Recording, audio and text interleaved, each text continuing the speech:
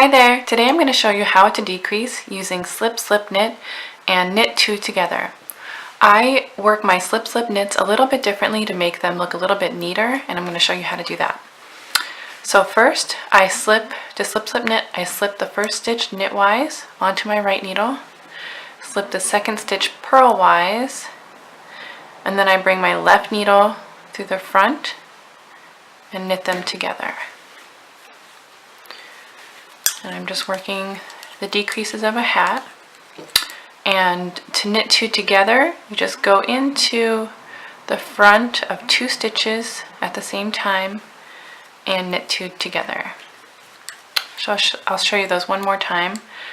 So slip slip knit, slip the first stitch knitwise, slip the second stitch purlwise, then bring your left needle through the front and knit them together. And then knit two together. We will just knit these two stitches together, bring our right needle through the front and knit them together. On the next round, after I've done a decrease round, I just have a plain knit round, but I work the stitch right above where I slip slip knit a little bit differently. So this is where I had a slip slip knit here. And I'm just going to knit this stitch through the back loop, and it just tightens it up a little bit, makes it look a little bit neater and a little bit closer to a knit two together. So we're just going to knit that stitch through the back loop.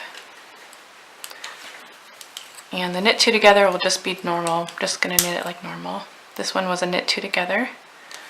Knit that together. And this one was a slip slip knit, so I'm just going to knit through the back loop again.